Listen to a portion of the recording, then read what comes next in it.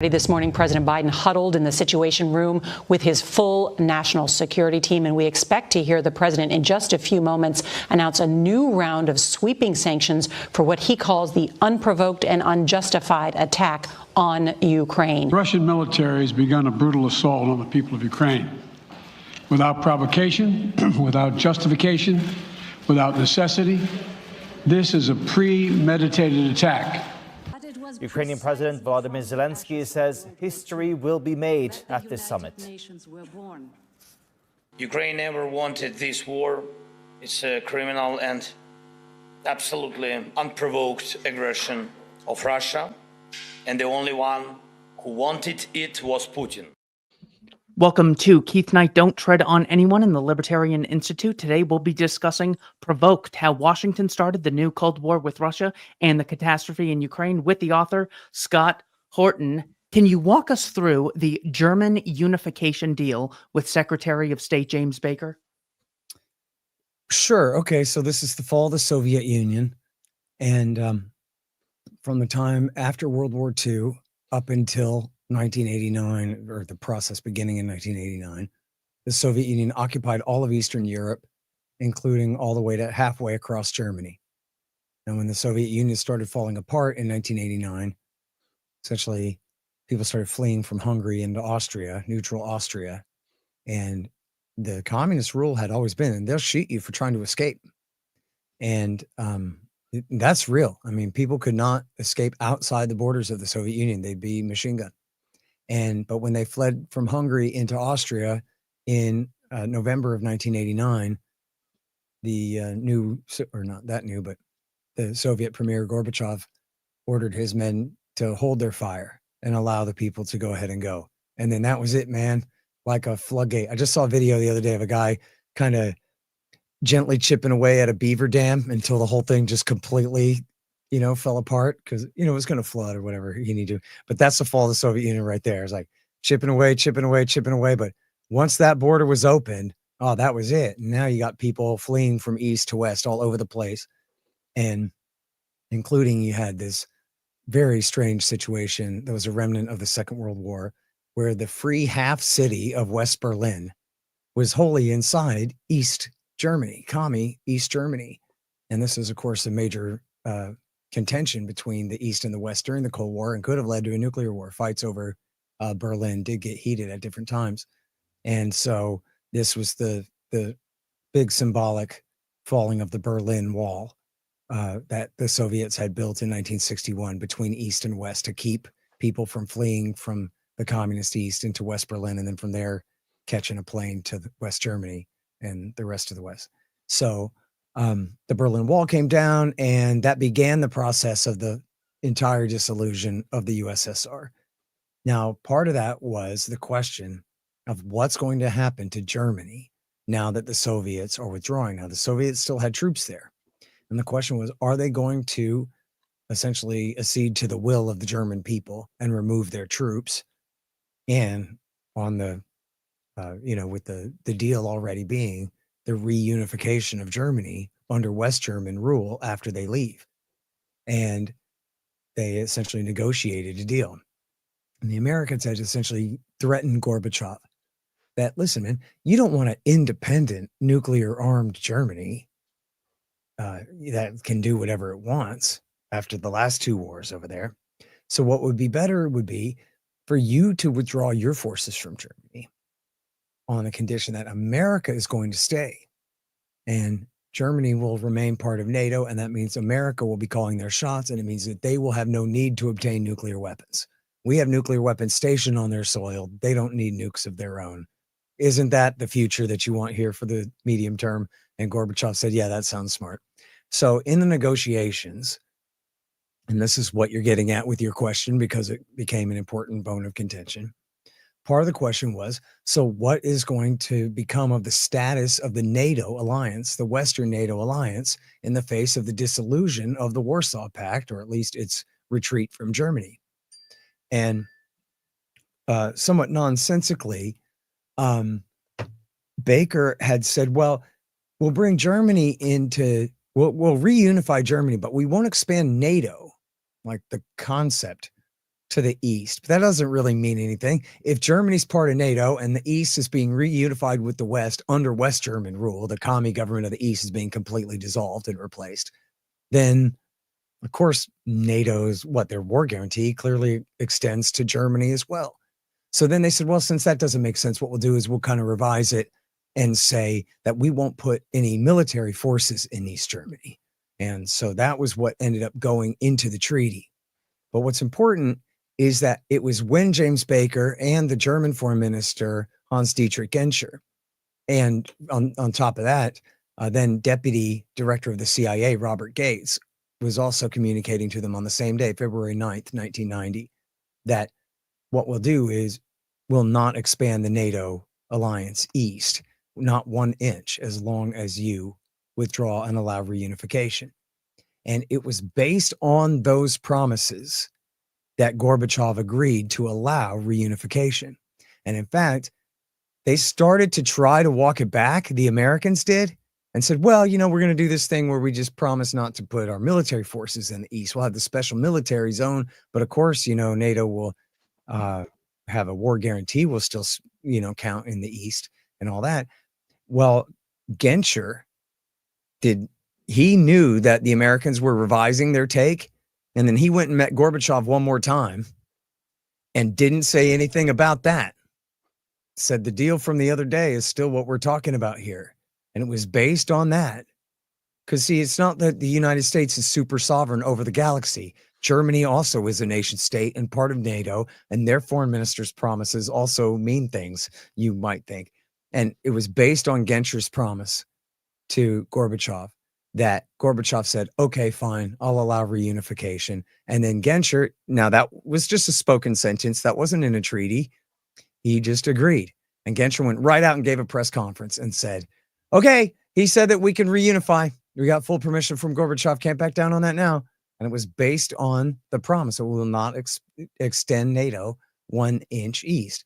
At the same time, all during these conversations, especially the Germans, but the Americans at time too, brought up by name Poland, Hungary, the Baltics, the Czech Republic, and said, no, of course we can't extend there. If we're not extending into Eastern Germany, we certainly aren't extending east of there. And then remember, in the written treaty, they said, okay, but we promise not to move our military forces into Eastern Germany. At the same time that all this is going on, they're promising, as they said repeatedly, that NATO is actually going to become a political organization, sort of like the EU plus the United States. And we're going to have an entire new security structure for Europe that includes Russia. And this was what they called the common European home. And Bush Sr. had said, he, I guess, was calling this the New World Order, although he didn't really mean it, that it would be from Vancouver to Vladivostok would be one united security alliance of the North, or actually, as they put it, not an alliance, but a partnership, meaning that everybody works on all these security issues together. And after all, the Soviet Union's gone, there's nothing to fight about anyway. There's no one to fight with. And so we'll just have one common security structure, including Russia. And it was based on all these promises that they allowed the dissolution of the Warsaw Pact and the freeing of the nations of Eastern Europe, which they could have fought for, as they had in the Prague Spring and in Hungary and in Poland, crushing solidarity in the early 1980s. They had shown themselves willing to crush local dissent against communist power during the Cold War. It was based on all these assurances by the West that they decided to withdraw. And so even if it didn't say in a treaty, we promise never to bring the Baltic states or Poland into NATO, still, you have to ask yourself, because it is in the treaty that they promised not to move their military forces into Eastern Germany. Well, if they were always welcome and free to join, to bring Poland and the Baltic states into the NATO alliance and deploy military forces there, then what difference would it make if they deploy military forces in Eastern Germany, right? And so the promise in the treaty was a recognition of their earlier promise, just slightly revising it. And in fact, as I show in the book, in 1989, before any of this, the first kind of warm-up meeting before they inaugurated this entire series of talks was Bush Sr. and Gorbachev at Malta. And Sr. told him, listen, if you allow all these countries to break away from the Warsaw Pact, I promise we will not take advantage of that. And that was a solemn promise by the President of the United States. And as his ambassador at the time told me on the show and has written repeatedly, clearly that counts. Expanding the NATO alliance is taking advantage of the withdrawal of the Warsaw Pact, no matter how you slice it. That was the first promise that was made, was Bush himself, before Baker ever had a chance, and Gates and the rest of them, and as well as the British Foreign Minister Hurd, the German Foreign Minister Genscher, etc. And the French had given a couple promises along the same lines as well.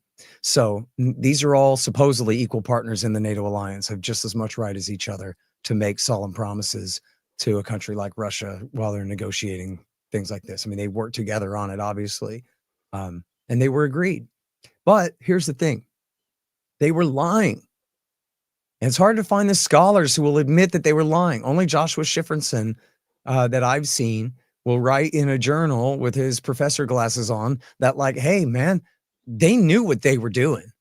The plan always was they were going to expand the NATO alliance. And they made up this crap about expanding the Center for Security and Cooperation in Europe, which became the Organization for Security and Cooperation in Europe.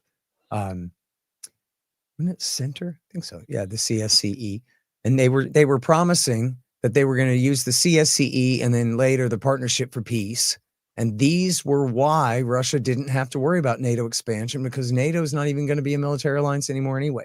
It's going to be a political organization. It's going to basically be an agreement between its states that they will not resolve their border disputes with violence, that they will maintain regular elections and civilian supremacy over their military and this kind of stuff. They want to be friends with the USA. They're going to have to do it the American way. But nothing, we're going to drop that whole military alliance thing. And they knew that they were just lying. They were telling Gorbachev what he needed to hear for him to get out of the way. And that was how this whole odyssey starts, essentially, with the Americans playing dishonestly at the end of the last Cold War. So I believe it was either Gorbachev or Yeltsin who publicly comes out and says, Russia hereby withdraws from the Warsaw Pact, and we are now, he didn't say this, but it's now referred to as the unipolar moment. What do we need to know about the unipolar moment and Dick Cheney's defense strategy for the 1990s? Okay, so we'll take yourself back to this situation. Put yourself in Washington, D.C. at this time. It had been, as I learned in school as a boy, was a bipolar world. And that meant that there was Washington, Moscow, and everybody else. And there was sort of the non-aligned movement in the third world. But essentially you were with, for powerful nation states, they were more or less aligned with Moscow or aligned with the US. China flipped from one to the other, right? That was the way it is. So then, China, it was Nixon that won China over in the early 1970s. So when the Soviet Union fell apart in 1989, there's nobody left to oppose the United States of America. Now, if Ron Paul had his way, and Secretary of State, President Paul and Secretary of State Pat Buchanan, what they would have done is they would have brought all of our forces home. And we said, listen, and this is absolutely Buchanan's line. Ron was already a non-interventionist anyway. But Buchanan's line absolutely was, okay, well, that's that. We took care of them commies. The commies are gone. Now let's come home. He wrote a book called A Republic, Not an Empire. And because as he recognized, as Garrett Garrett said, that one must forbid the other or it will destroy the other. You cannot have it both ways. It's as simple as that. And Pat said this is supposed to be a constitutional republic, so we should abandon the empire and come home. The British and the Germans and the French and the Russians can figure out their deal. They can do it. Without communism, they can work it out. China, Japan, Korea, they can work it out. Hell, we can host a conference and help them work it out. But let's bring our forces home. We do not need to remain out there dominating the planet like this. And then there was the War Party, which is just all the connected special interests who said no. Actually, in fact, look, some of them were just ideological. Some of them had ulterior motives like money or Israel, but a lot of them, I mean, you've lived here your whole life, you know it. People believe out here in the country too, and in DC, America is Superman.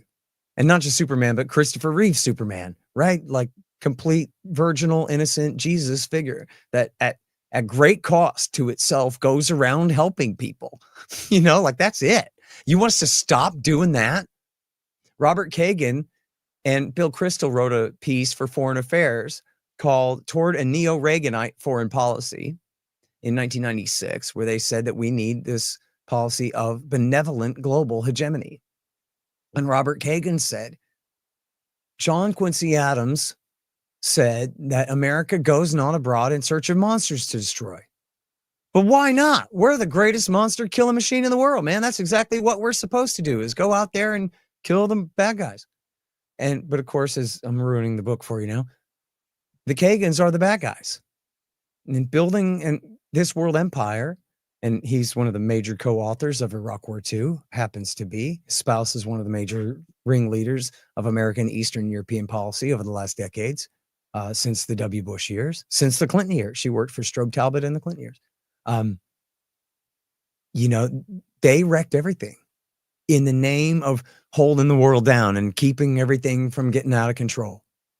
And they do think that what they're doing is right. Most of them, a lot of them, you know, have ulterior motives and like making money and this and that. But, you know, Charles Krauthammer, for example, is a dyed-in-the-wool neoconservative, you know, Cold War Democrat turned Reaganite type, writing for the Washington Post. Just said, he's the one who coined the phrase unipolar moment in the foreign affairs. He's the one who said, absolutely unashamedly, I say we stop at nothing less than universal domination. And then as later Paul Wolfowitz and really his men, Zalmay Khalilzad and Scooter Libby, wrote in the Defense Planning Guidance that they wrote in 92 at the end of Iraq War I in preparation for, you know, the coming decade and the end of the millennium, or the end of the millennium, dawn of the new one, that America would remain the dominant force in the Middle East, Europe, and Asia, and would allow no near-peer competitor to really even consider a challenge to us, to even build up enough to try to challenge us, not only any foreign power, but any regional grouping of foreign powers.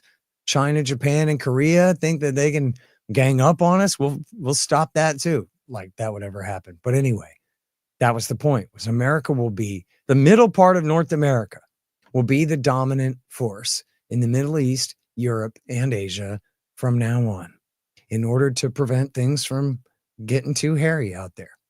And that's basically the deal. As Joe Biden says it, as they all say it, as you've heard a million times, if not us, who? If it wasn't us, it'd be China, which of course is stupid, right? China can't afford it. And really, think about it. I think Chairman Xi has been looking at George W. Bush and Barack Obama and Donald Trump and, you know, Joe Biden, this era, and saying, yeah, that's what China should do, is blow our own damn brains out, killing a few million people around the world, making the world hate us and accomplishing absolutely nothing for it. Let the Israel lobby take over our government, kill their Shiite allies or enemies for them, former allies. I mean, of course, it's ridiculous. No one else can afford it, and we can't afford it either. The national debt is, you know, 36 trillion. I was kicking myself right after I published the book. Like the day I published it, just a few hours later, I saw a new story. No, it's not 35. It's kicked over to 36 trillion now. Dope, man. I just hit go on that thing. So we can't afford it, and neither can anybody else afford to be the global hegemon. But the idea is that this is the right thing to do. And of course, that they don't want to have to get real jobs. And the military industrial complex is a very real thing. In fact, nowadays they call it the defense industrial base, and you're supposed to like it. It's one of the major selling points. You can see all the think tanks and focus groups and whoever, they came up with this, and they've said it. So many of the major players have said this about the war in Ukraine. But that money's going to our congressional districts. That money's going back to our home states. Joe Biden, I have a quote of Joe Biden in the book. Boy, these things are made in the USA. We're getting the bombs from here and the artillery tubes from there and the fighter jets from here and the tanks from there, citing American cities and states and about, essentially Keynesian economic theory, but where all the stimulus is in the form of military spending, which is just completely crazy because none of it is good for distributing goods and services to customers at all. All of it is just taking wealth and destroying it, which is how you can have a former communist society, former communist economy, but still commie one-party dictatorship in China in just 30 years.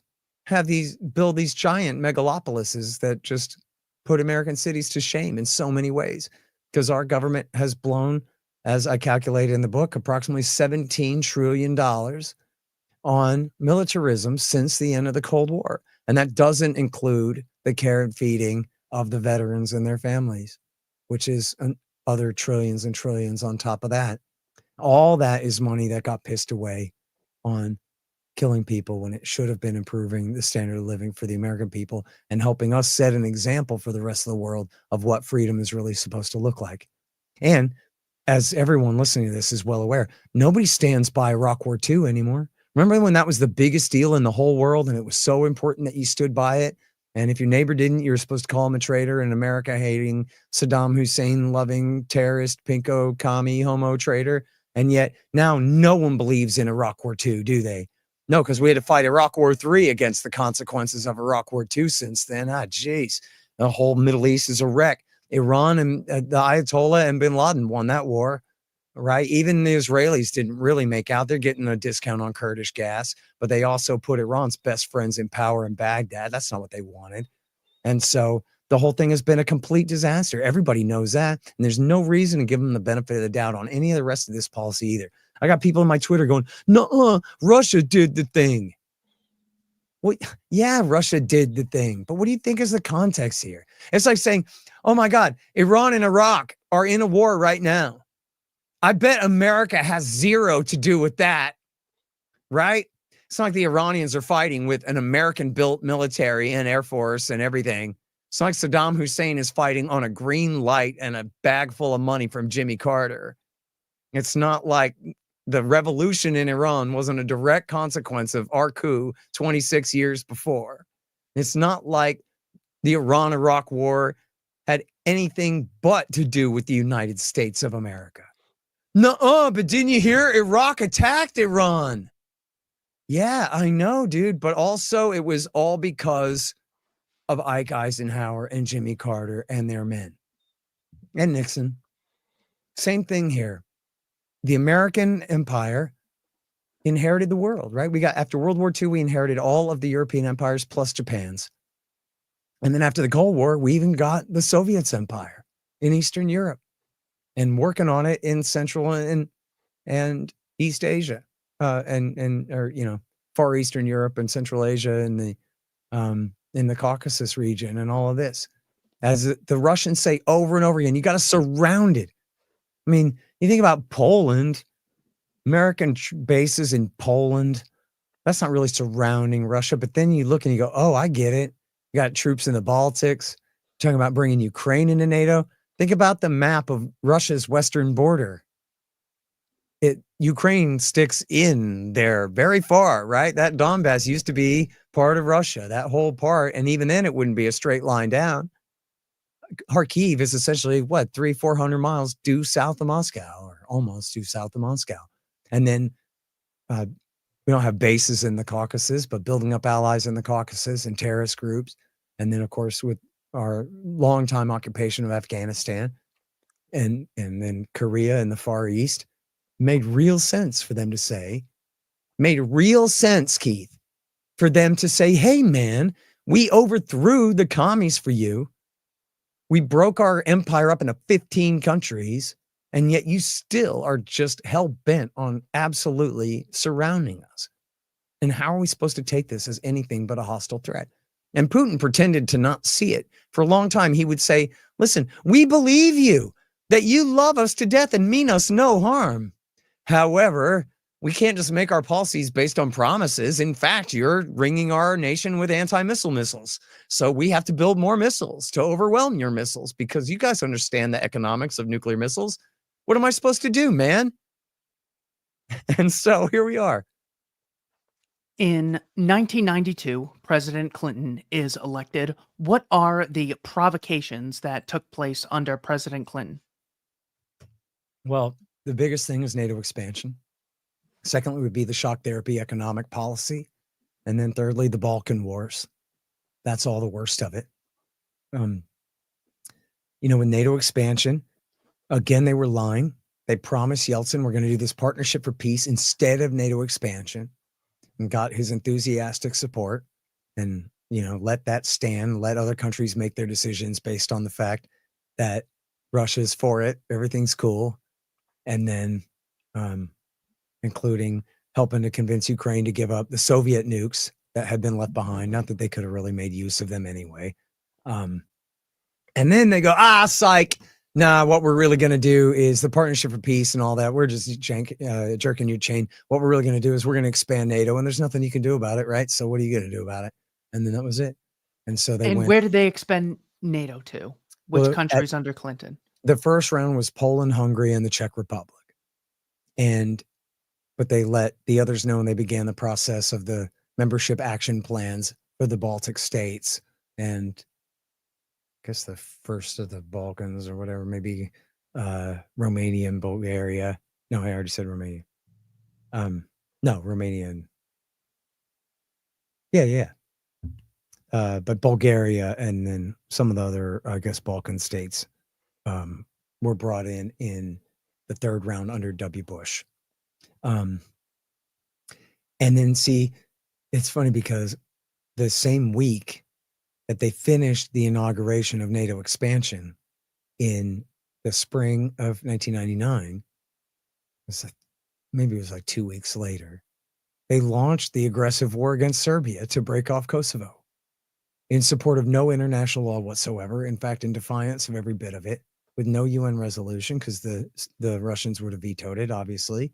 And based on no authorization from the US Congress whatsoever, Bill Clinton just launched a war. And the whole time they're saying to the Russians, look, we're expanding NATO, but it's a purely defensive alliance, so don't be such a baby about it. It's not that big of a deal. As soon as the ink is dry, they launch a war.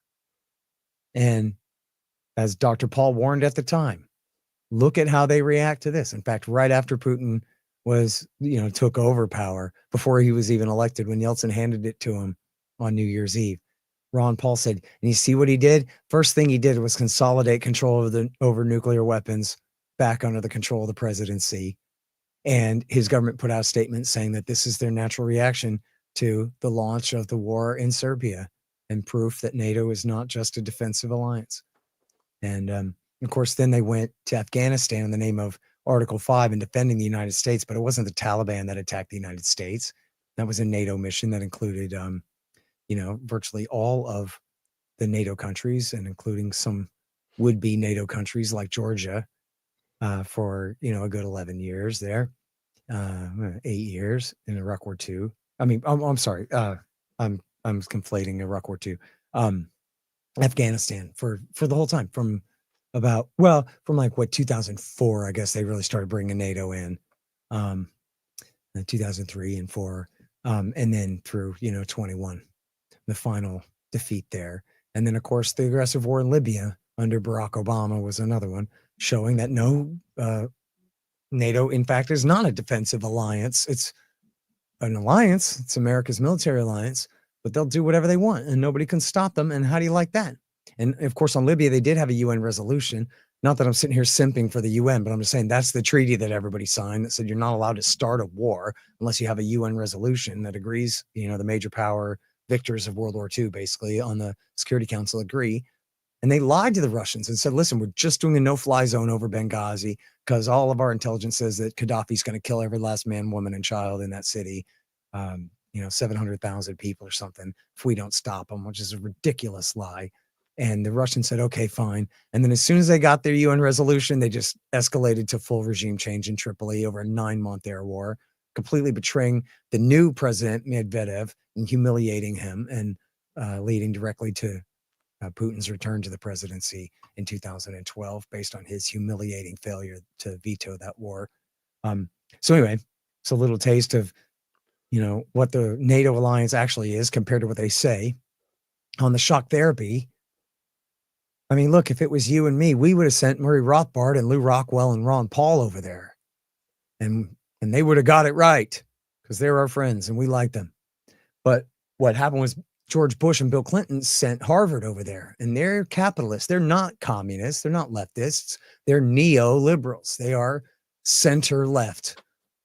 Free markets and democracy, as Bill Clinton called it, meaning our current system, right? New Dealism, quasi free markets and quasi democracy, and cronyism and inflationary money and all of these things. And so they sent those people over there. So they were trying to do the right thing mostly, but they just didn't know what they were doing. And what they really needed was a strict rule of law protecting property rights and contracts.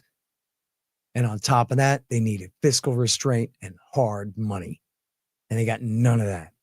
And, there are a lot of different guys involved, and not all of it is any one of their faults or anything like that.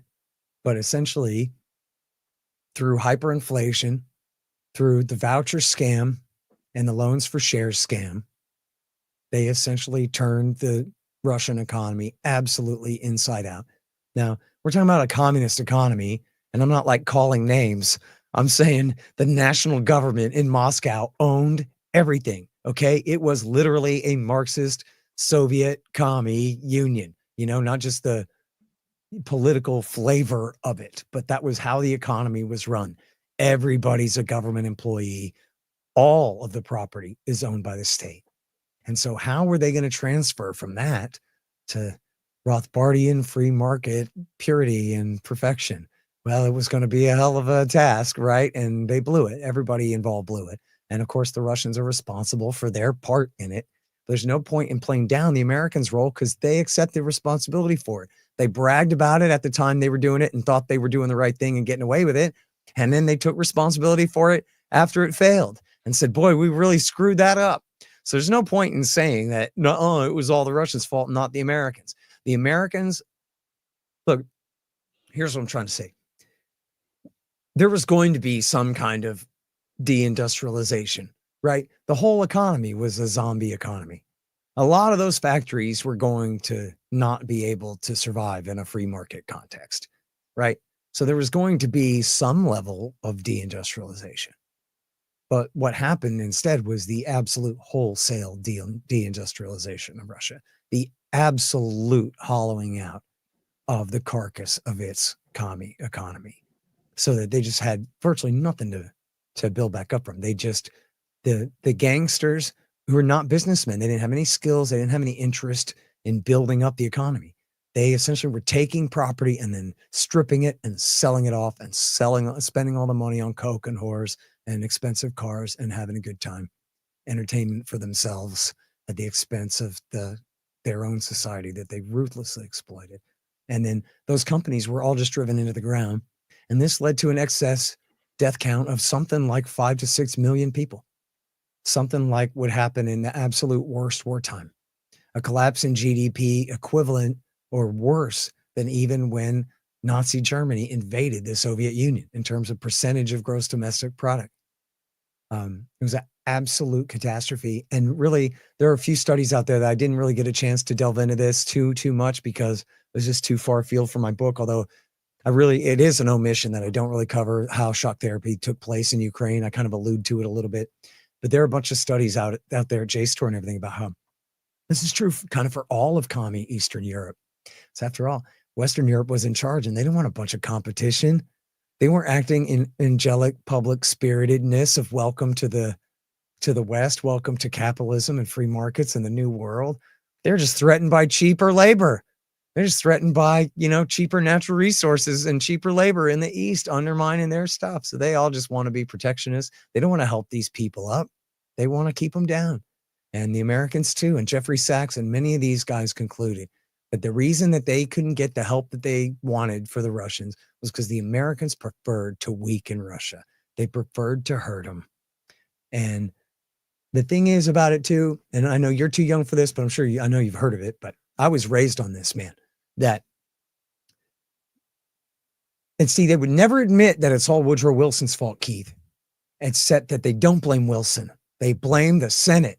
They blame Henry Cabot Lodge in the Senate for refusing to ratify the League of Nations Treaty. It's not Woodrow Wilson's fault for getting us into World War I. It's the Senate's fault for not ratifying the creation of the League of Nations.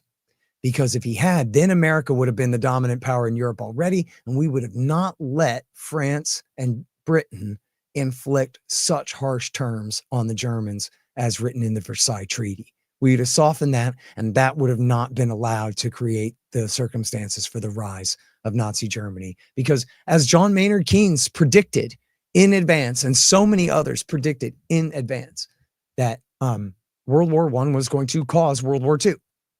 That, and especially that American intervention was going to cause the next war 20 years from now.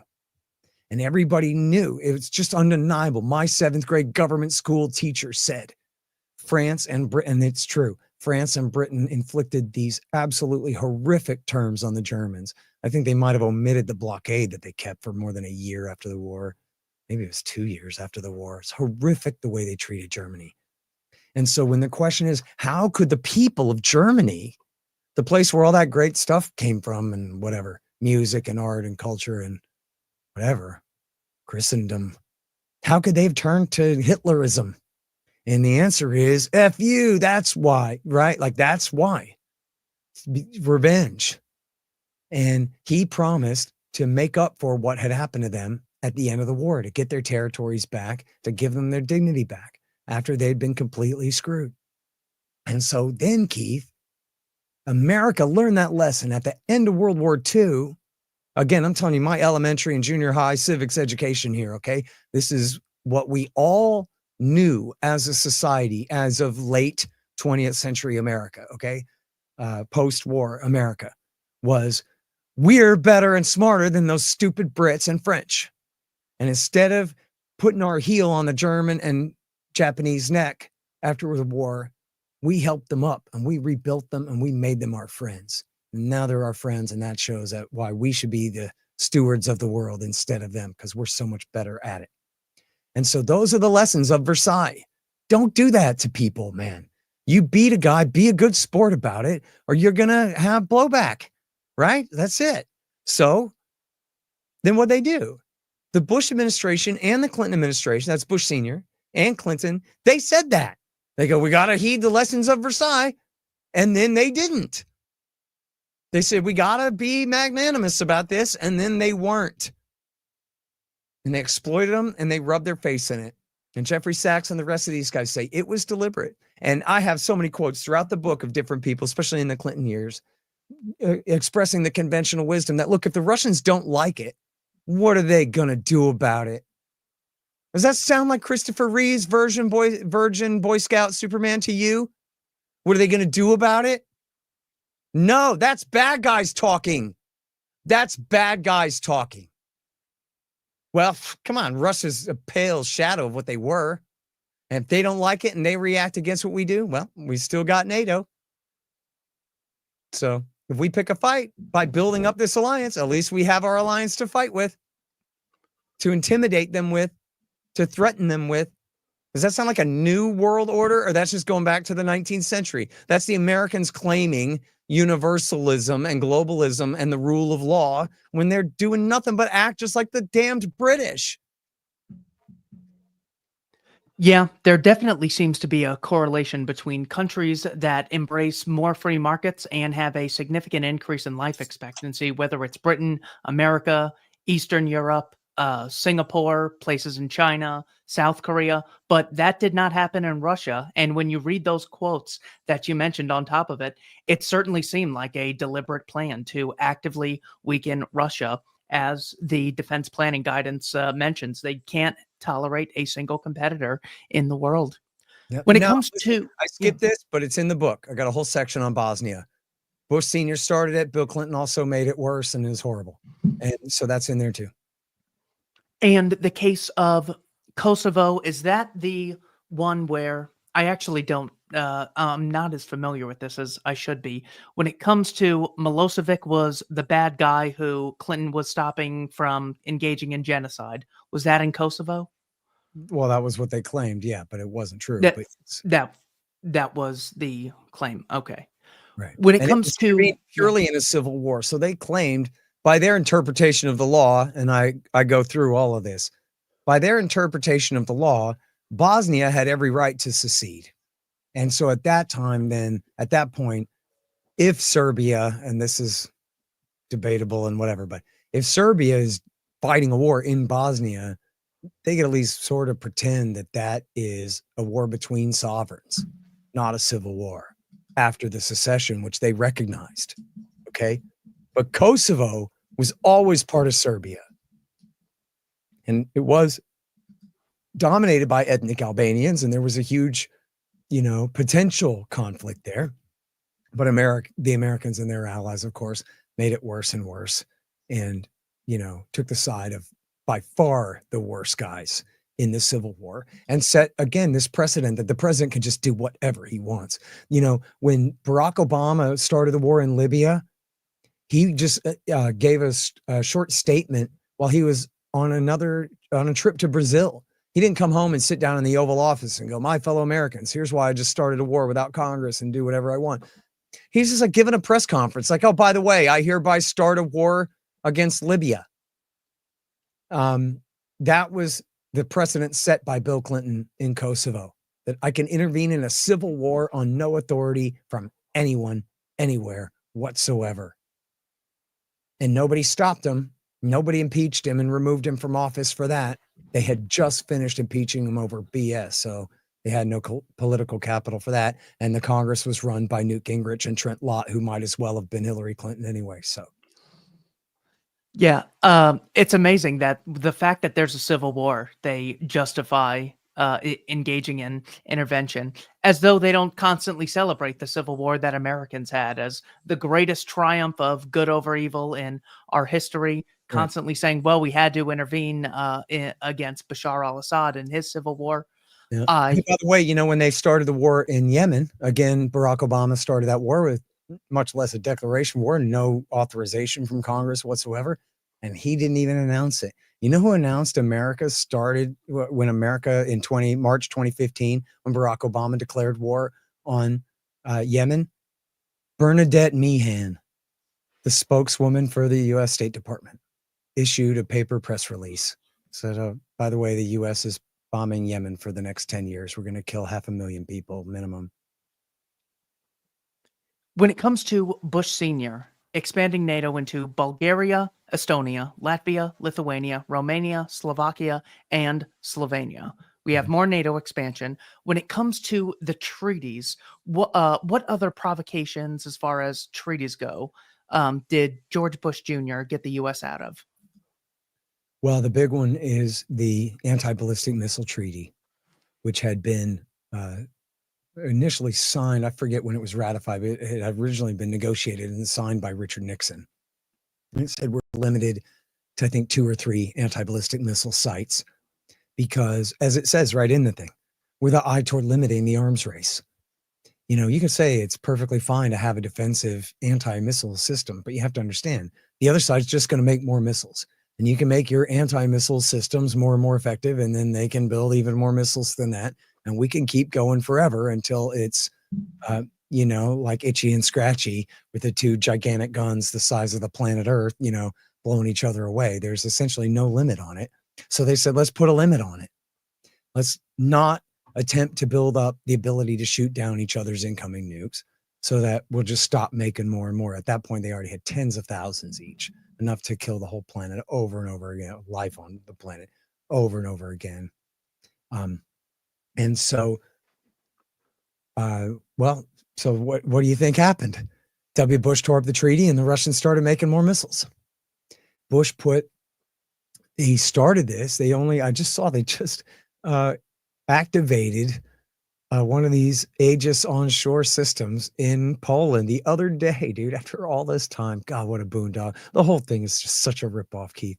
And then the thing is, they put these Sparrow interceptor missiles in Romania, Poland, and then the radars in the Czech Republic. And they say this is to protect Europe, particularly Poland for some reason, from Iran that doesn't have missiles that can reach Central Europe and isn't making them, and doesn't have nuclear weapons and isn't making them. And so what are we even talking about here? It is completely unbelievable. When Bush said it, I swear, man, I searched so high and low, and I asked friends to help me, and I asked this stupid AI chatbot on my phone to help me find. I could never find it, but I swear to God, this is true, dude. I remember this. Bush was at some G8 meeting or something, and he goes, well, the missile system's for Iran. And the whole room busted up laughing because it's just so stupid. What are you talking about? I can never find that. Like, I know somebody had blogged about it at the time or something. It was around back at the time, but Link Rot just murdered it off the internet. But I remember But when Obama said it, they were all like, oh, yes, that sounds very important that we shoot down Iranian missiles. But then, so here's the controversy, Keith, okay?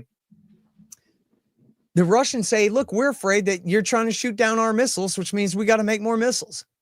And W. Bush says, don't be silly. This is for Iran. And as proof of that, can't you see that we don't have enough anti-missile missiles to shoot down a salvo from Russia? You guys could nuke Europe off the face of the earth with thousands of bombs, certainly high hundreds of bombs. We have nothing like the capability to shoot all that down with these rockets. Okay? So that can't be what they're for. So Putin and Lavrov, they go, well, actually, that makes sense. I think Medvedev had said this as well. That's actually a compelling argument, Mr. Bush. Okay, but so then maybe it's the fact that those are dual-use launchers that can fit Tomahawk cruise missiles that can be fitted right now under the old treaty that Trump tore up, the INF treaty. We do not tip our Tomahawk missiles with H-bombs, but we can. And the Mark 41 is MK-41 missile launchers, Aegis onshore missile launchers that are used to hold those Sparrow anti-missile missiles, can also fit Tomahawk cruise missiles that have a very short flight time to Moscow and pose a very credible threat. And so what do? They immediately move their nukes, or at least nuke-capable missile systems, into Kaliningrad and into Belarus to say, like, well, what are we going to do? We got to target your missiles with our missiles now. The whole thing is a giant escalation and achieves nothing. And George Bush, by tearing up that treaty, essentially, he wasn't just helping to really, inflict a major wound in America's relationship with Russia. He really was betraying all of mankind with that. That's treason against just humanity itself. The enemy is the fusion bombs, not the Russians. It's our fusion bombs too. That's the enemy. That's who has to be kept at bay forever, is atomic and thermonuclear weapons. We cannot have these used. And what Bush did was increase the likelihood of their use, period, which makes him, tied for worst person of, since the Second World War, at least. I'm sure Barry Weiss would like to give him a run for his money. When it comes to NATO expansion in general, what is the problem with NATO expansion? Okay, I'm sorry you've gotten into that. You mentioned NATO is also an offensive alliance. Who were the voices at the time saying NATO should not expand? Just a bunch of hippies from Woodstock? Who were the big voices saying, look out, there are downsides to expanding NATO? Well, first of all, our good friends like Ron Paul, Ted Galen Carpenter, Pat Buchanan, and all these great libertarians and paleo conservatives were our friends and great on it. There were endless numbers of liberals and leftists and progressives. Who knows how to categorize them all? If I could probably ask somebody, maybe Gareth Porter could give me a good list of everybody who also was determined to not go this way. But importantly, for your point that you're getting to, is that 2/3, a super majority of the Council on Foreign Relations, was opposed to NATO expansion in the 90s. The grayest of graybeards, not all of them, but many of them, including people like George Kennan and even Brent Scowcroft, who was George Bush Sr.'s best friend and co-author, his national security advisor, co-author of his memoirs together. the guy that wrote in the Wall Street Journal in October of 2002, "Don't attack Saddam," which was a message from the father to the boy in the Wall Street Journal. That guy. You know, Bush Sr.'s man, right? He said we should not be doing this. This is such a provocation. It's going to drive the Russians nuts. They're going to react. We're going to have a bad problem with this. George Kennan, who had penned the so-called long telegram, and then the foreign affairs version is called "On the Sources of Soviet Conduct" by X, which anybody can read, from 1947 at Foreign Affairs. And you can read the long telegram, is easy to find as well. And this defined the policy of containment during the Cold War. He's the father of the Cold War. And he said, no, we should not be doing this. We won. These are the men who overthrew the communists for us. Why are we going to rub their face in it? And look, man, I show in there, Dwight Eisenhower's granddaughter, Susan, wrote a letter, and it was a group letter, and it was signed by scores, man, like, I don't know, 50 or something, admirals, generals, diplomats, cold warriors, saying, okay, we did it. We won.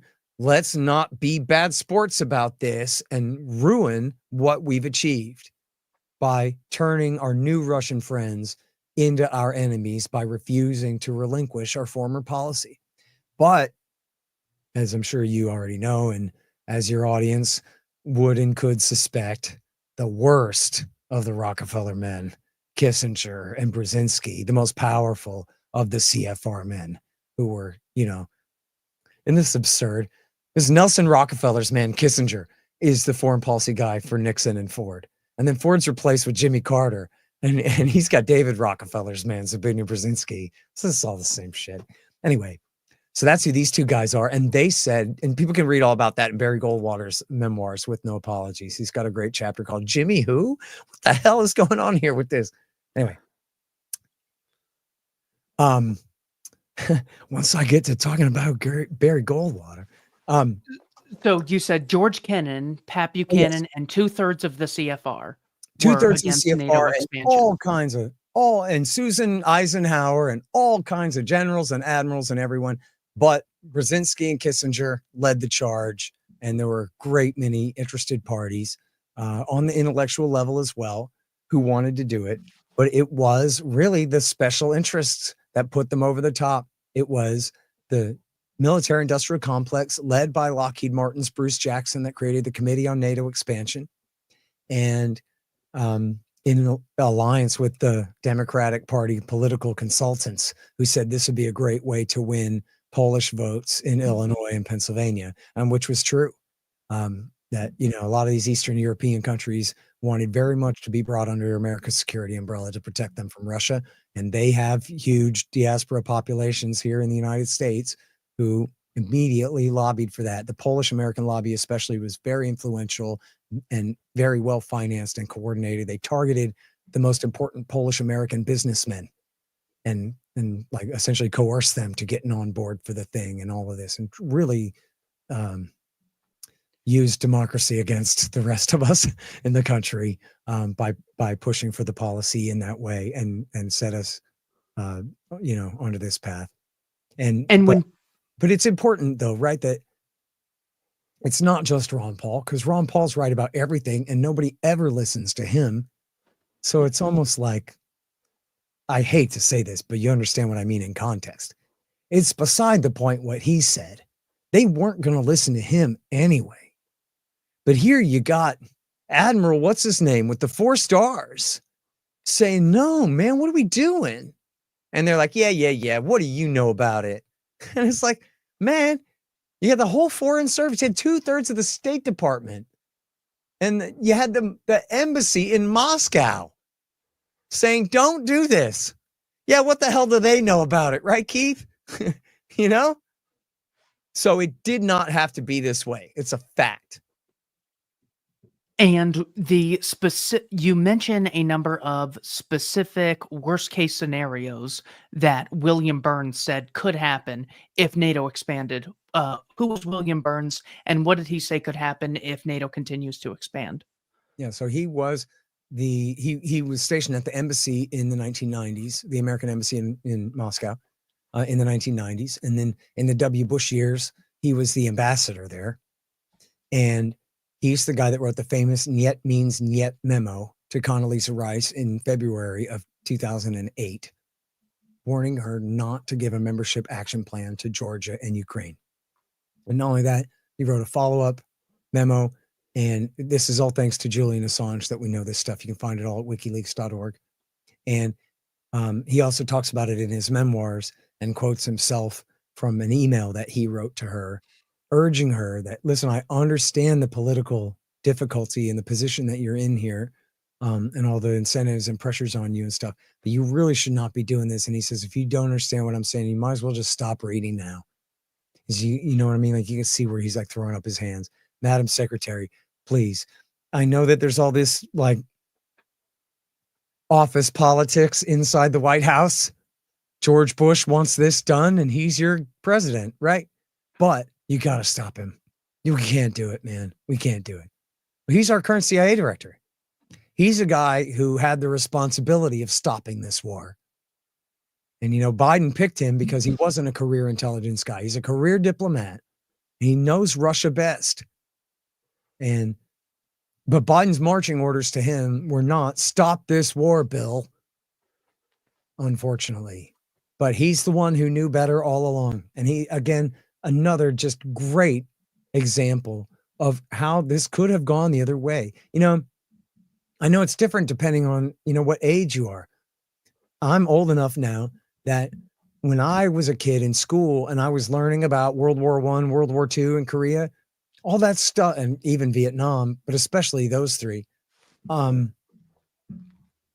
it's all black and white pictures, and it's all a long time ago. And like the World War I people, they'd all been dead by now anyway. There are a few World War II people left around, you know, when I was young, but this has all happened. I wasn't born till 76, right?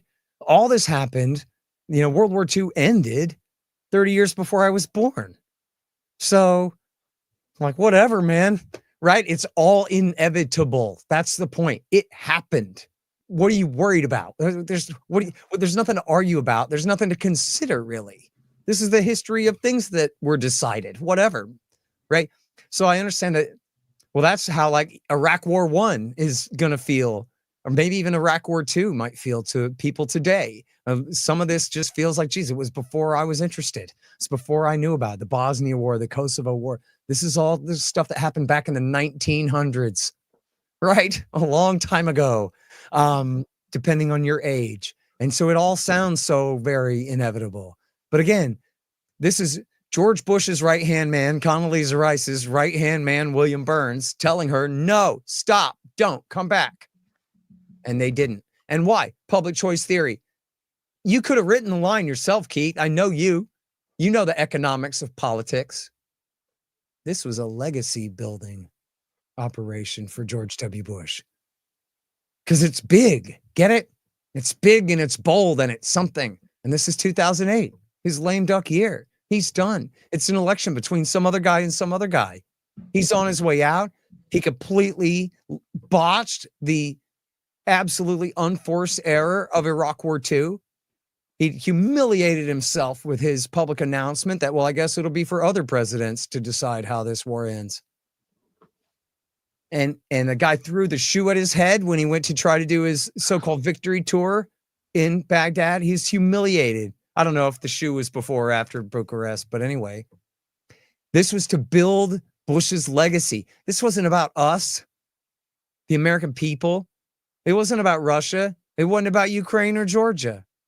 It was about George W. Bush doing something important. And again, of course, completely botching it, getting it wrong, and ruining everything for everyone else. He's an absolute idiot.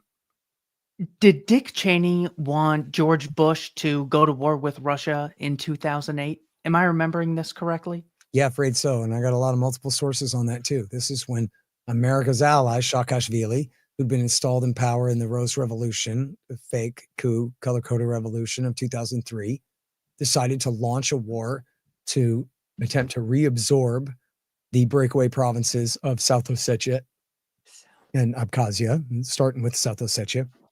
The first thing he did was kill Russian peacekeepers who were there under a deal brokered by the EU and ratified by the UN Security Council, et cetera. Perfectly legitimate presence there, not some occupying army or something. And first thing they did was, and then they bombed apartment complexes, killed hundreds of people in their attack on Tishkin Valley, and which is the capital of South Ossetia. And so the Russians came under the tunnel. It's called the Roki Tunnel, R-O-K-I, Roki Tunnel, under the Caucasus Mountains, and came to push the Georgians back out again.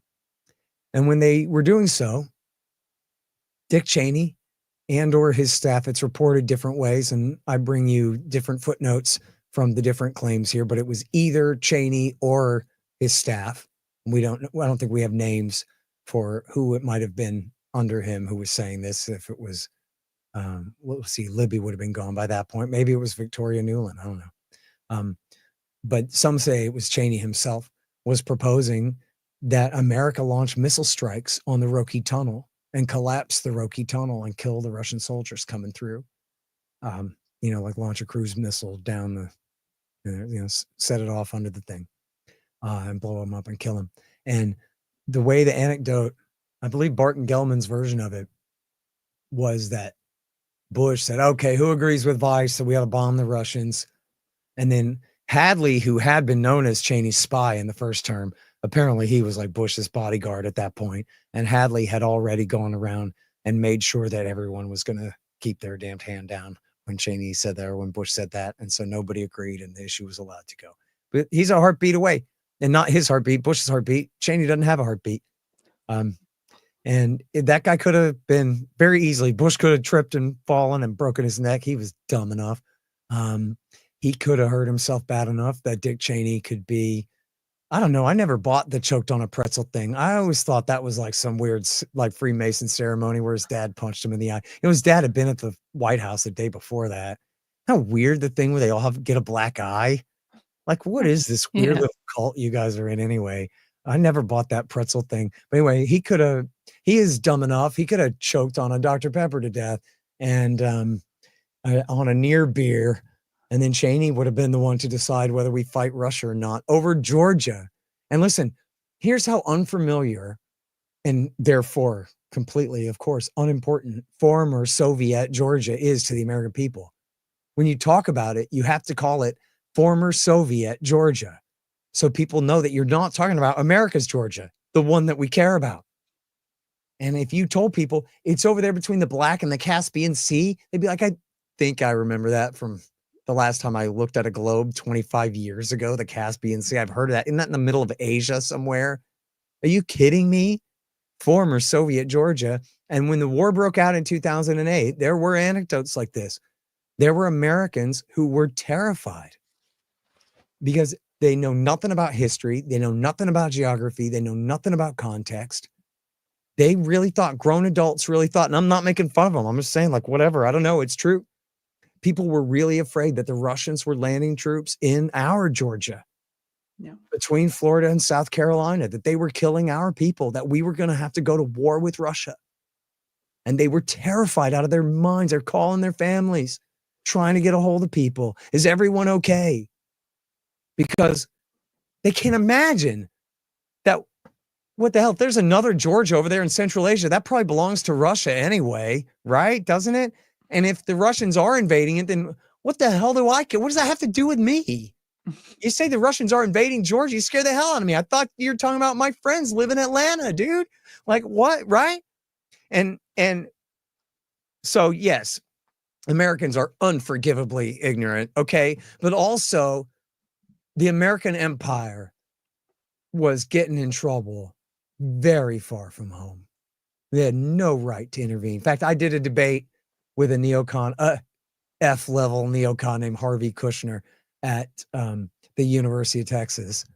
And he was talking about how, America's not an empire. We're just over there keeping the world safe. Like, recently, didn't you hear about those dang Ruskies invaded Georgia. And I'm telling the kids at A&M, I'm like, oh yeah, no, America's not a world empire. We just have a border dispute with Russia 7,000 miles east of Washington, D.C., in former Soviet Georgia, in the Southern Caucasus Mountains, that none of you college-educated kids could point out on a globe without labels. So, but no, Harvey's right. The U.S. Navy is just there to help the world when there's an earthquake.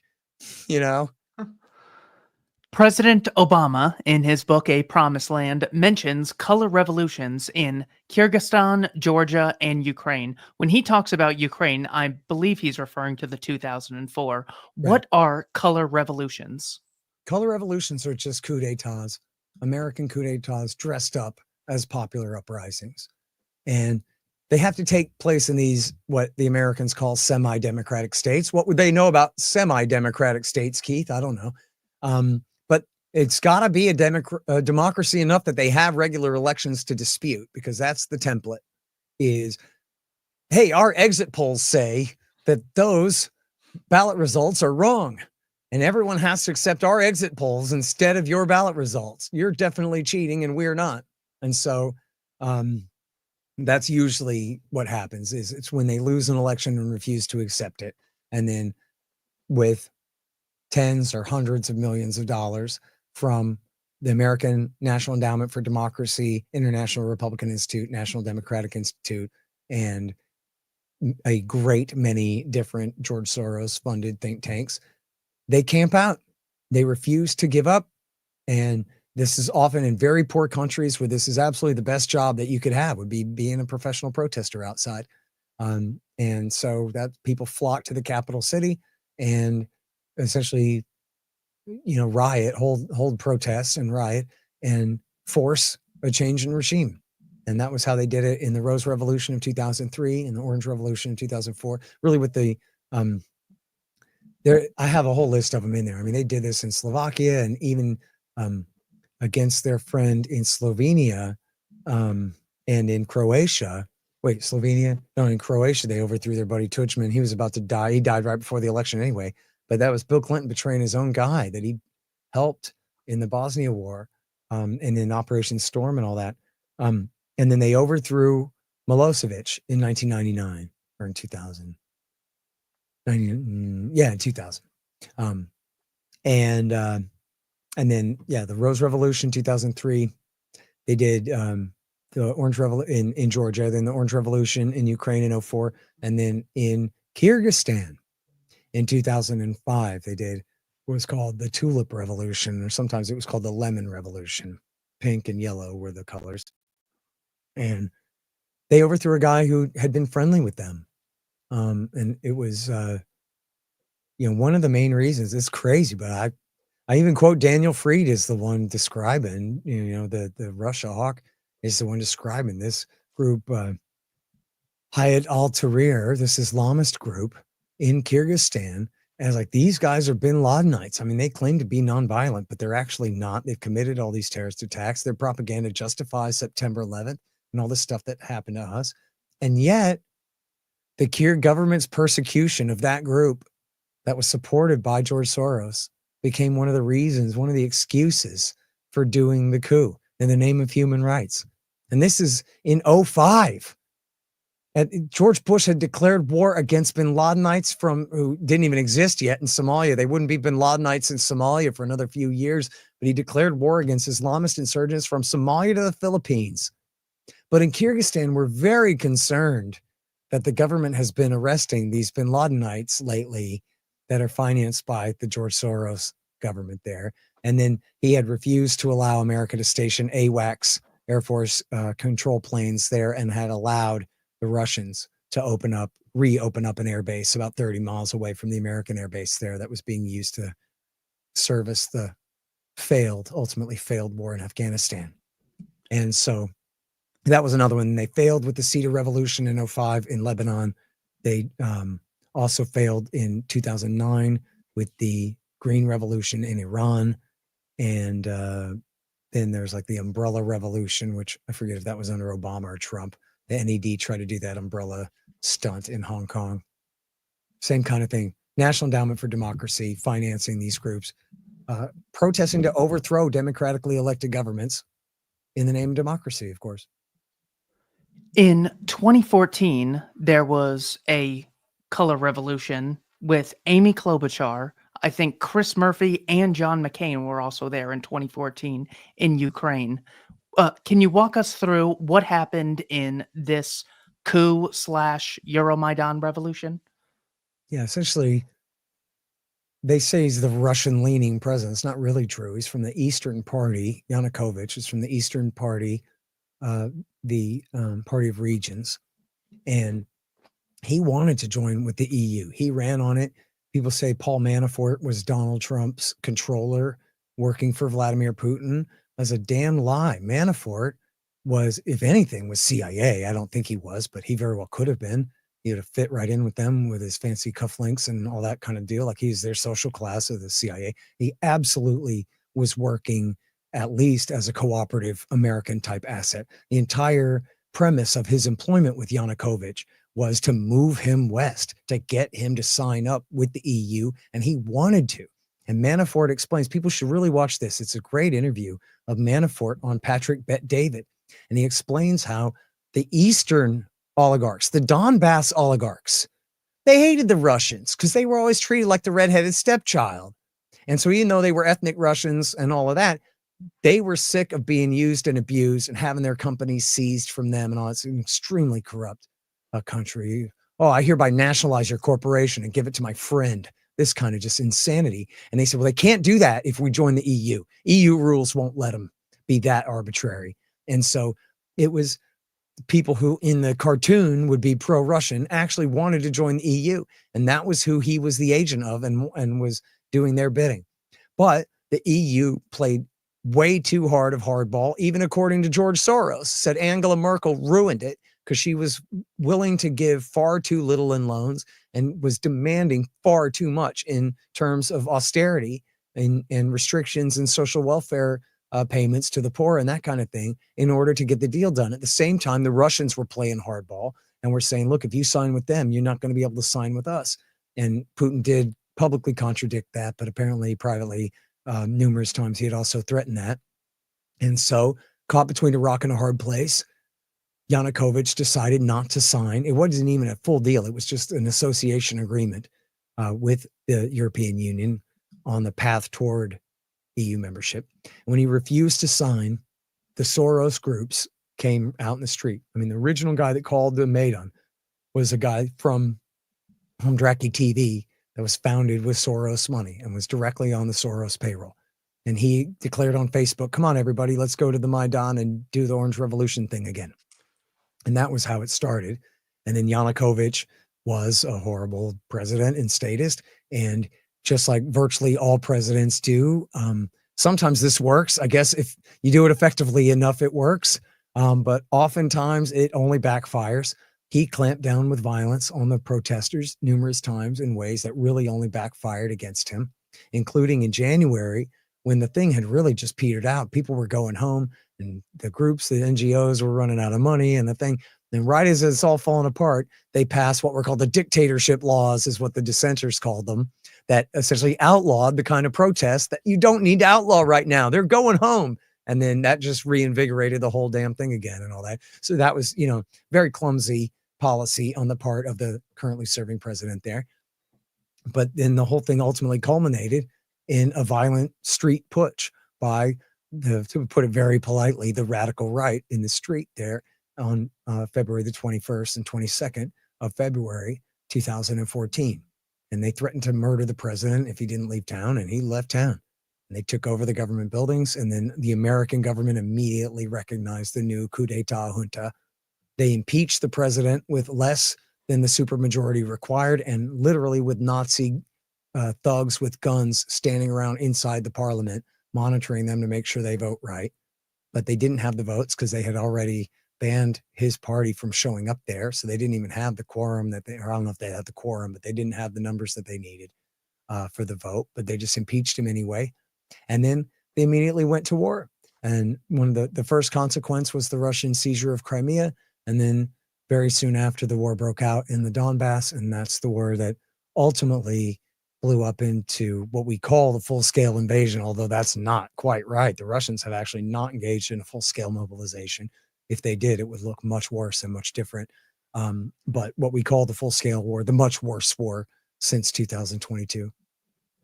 And Jeffrey Sachs tells us to imagine if on January 6th, a bunch of Chinese officials were standing in front of Trump supporters saying, you know, you won this election. This is your country. Do what it takes to make things right. And once you get that analogy, you go, well, this certainly does seem like a U.S. coup that took place in Ukraine. Of course. On page 319, you mentioned the 2015 Donbass referendum. I believe it was 2015. It might have been 2014. What was the Donbass referendum, and who are the groups going to war? Well, there was a referendum. So this is after the war had already begun. Well, it's a complicated timeline. So they do the coup at the end of February. That's cool. When I close my eyes, there's all bright ring lights. It's cool looking. The end of February, because the thing burning a hole in my retina over there. The end of February, then the interim government takes over in March, and first what happens is the Russians seize Crimea. Now, if you listen to the War Party tell this story, or listen to TV tell this story, they go, "Yeah, this whole thing started when Russia seized Crimea." No, the whole thing started when the American side backed this violent putsch that overthrew the government, and then as soon as they did that, the new government moved to, or at least prominent, the former presidents all signed a thing, and I think the parliament had begun to move to repeal the Kharkiv Pact that allowed the Russians to keep their Black Sea fleet at the city of Sevastopol, in the naval port of Sevastopol on the Crimean Peninsula. And they said, now it's time to kick the Russians out of Crimea. This is their only 52-week warm water port there. All the rest of their ports freeze over in the wintertime. And this is their access to the Black Sea and therefore the Mediterranean. As Zbigniew Brzezinski put it, John McCain tried to quote him, that without Ukraine, and especially Crimea, Russia is simply a Eurasian power, a regional power. But with Crimea and its access to the Med, then that makes them a global power and a real power to mess with. So it was, I don't know if the Americans were behind this or not. They're crazy if they wanted to push their luck this far. But the former presidents, Kravchuk, Kuchma, and Yushchenko, all called for the Russians to be kicked out of Sevastopol. And at that point, the Russians, they held sort of a bogus referendum in Crimea that said, do you want to secede from Ukraine and declare independence? And then they changed it to, do you want to join with Russia? And they did. I don't know if the exact numbers were right, but they did have a solid supermajority support in Crimea for joining Russia. And then this is the little green men that left their base, the Marines and I guess special operations forces that essentially just left their base, and Marines and sailors who just left their bases and went and stood on street corners and took over the thing in a virtually bloodless coup. 4 people were killed in a virtually bloodless coup de main in the seizure of Crimea. It's important because you got to put yourself in the mindset now of the new coup d'etat junta in Kiev that, that backfired, and now we just goddamn lost Crimea, and now we got people in the Donbass talking about they want to hold referendums and they want to declare their independence, or at least, if not full independence, at least they're declaring sovereignty and demanding hard federalism and self-rule under Ukrainian, the overall Ukrainian state. And so they overreacted like crazy. And this was, we know, directly, it's widely reported at the time, directly under the influence of the leader of Jabhat al-Nusra from Syria, John Brennan, CIA Director John Brennan, the traitor, former communist turned bin Ladenite supporter in the Syria war.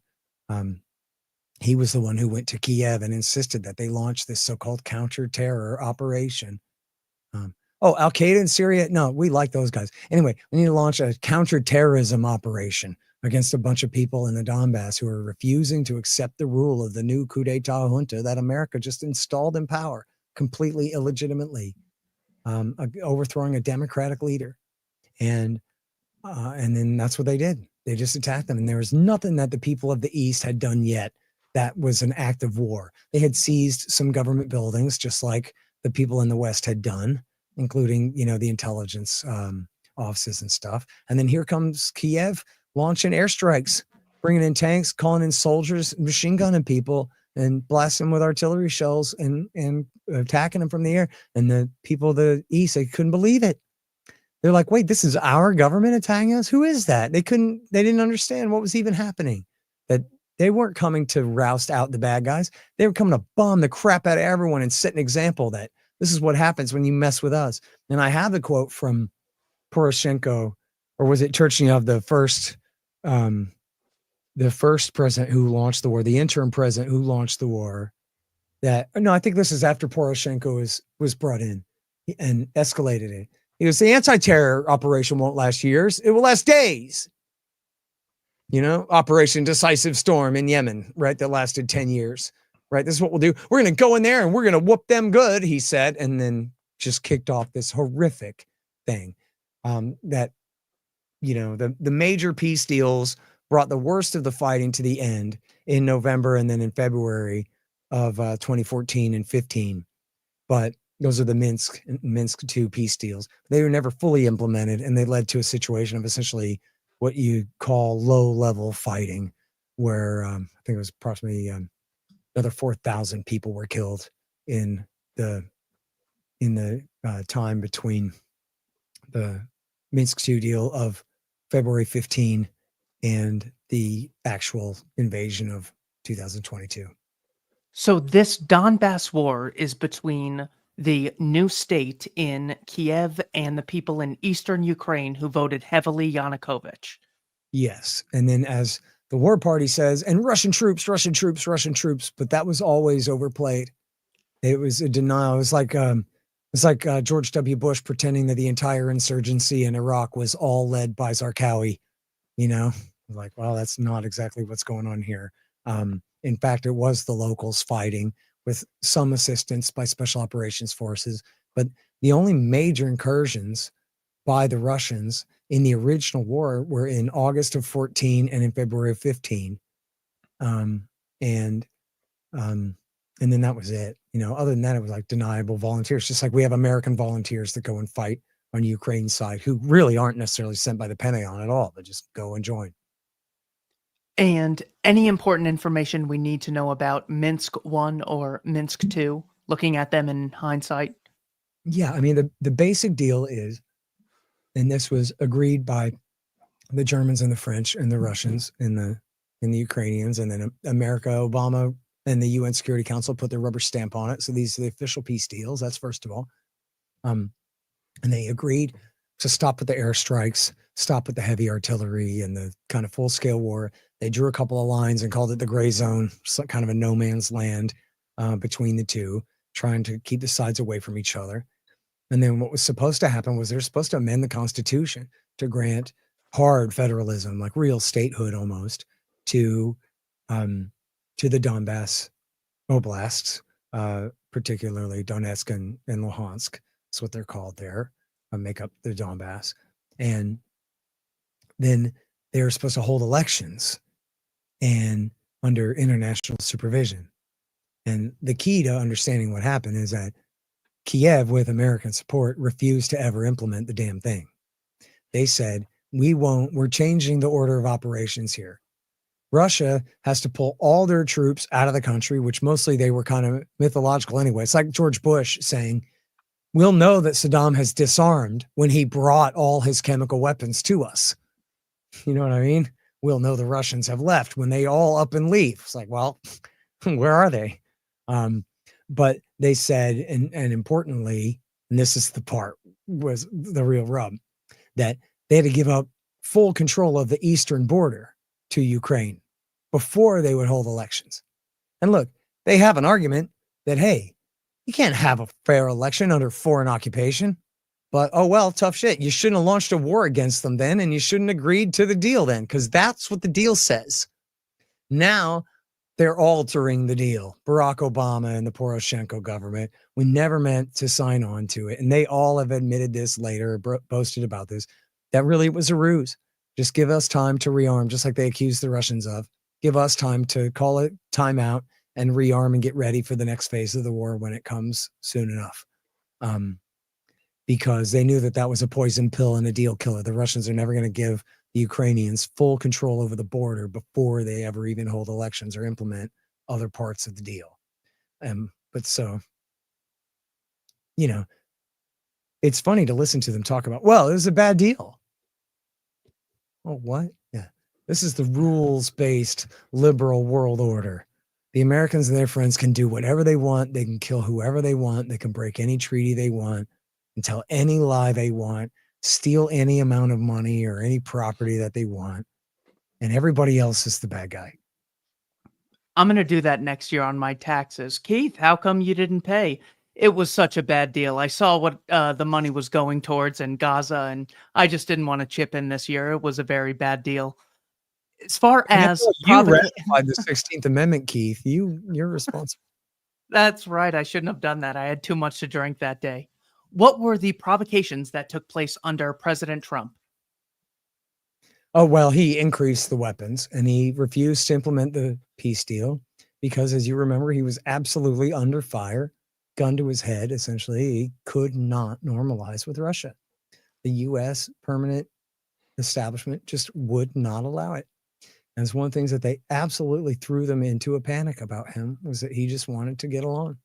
And he didn't know when to shut the hell up about it, dude. He was driving them crazy with, forget NATO, which, look, because they're all government employees. They don't understand a businessman making a deal. And Trump is not the most subtle type. But he's like, Germany? Hell, they can fight their own wars. Look, he's just trying to sell them American weapons, okay? That's all he's doing. I need you guys to increase the amount of money you spend on American weapons. My lobby contractor, donors. That's all. Increase your NATO spending. That's all. But they hear him talk like that, so they freaked. And then, of course, we know now that Brennan was the one who framed the whole thing up in the first place. And then the Democrats got on board and the FBI got on board for pretending to think that Donald Trump was a Russian spy controlled by Manafort and Page and all this under the Russiagate hoax, which is really incredible. And I have almost, 75, 80 pages or so of the book is on Russiagate. It's an incredible story about the framing of a major American presidential party candidate for president, and then the president-elect and then president, for treason with the Kremlin of all things. This is the most unbelievable thing. None of it was true. All of it was a lie. All of it was a frame-up job, but it severely hamstrung Trump's policy and prevented him from making peace. Remember when he went to Helsinki and he said, man, I don't even know of any real reason to believe that Russia interfered in the election, much less collusion, but like, what even interference? I don't know. He said he didn't. I believe him. Well, the guy's standing right there. So like, maybe he's just being diplomatic. I don't think so. But like, what's he supposed to do? Be like, yeah, don't you ever rig an election for me again, dude, or some stupid thing he's supposed to say to the guy right there. So they all denounced this treason summit, the treason summit. I remember joking on Twitter. I was like, me a year ago, or me a year and a half ago. Boy, I wonder how the anti-war left is going to figure out how to come slinking back after 8 years of silence under Barack Obama. Year and a half later, treason summit. Yeah. There was no return of the anti-war left at all. They were worse than Obama himself by the time Trump was trying to get along with Russia. It's amazing.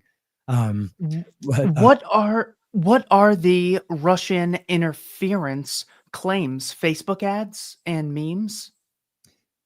Yeah, and that Manafort and Page were his secret handlers telling him what to do, and that Page had made a secret deal to get American sanctions on Russia lifted and to abandon NATO and turn all of our allies over to Russia's tender mercies and all these things in the Steele dossier, and claim that the Russians have been cultivating Trump as a spy for 5 years and planning on installing him in power. They claim that this guy, George Papadopoulos, had secret inside knowledge from the Russians, from a Russian spy, that they had hacked the Democrats' emails and were about to release them, which is a total hoax.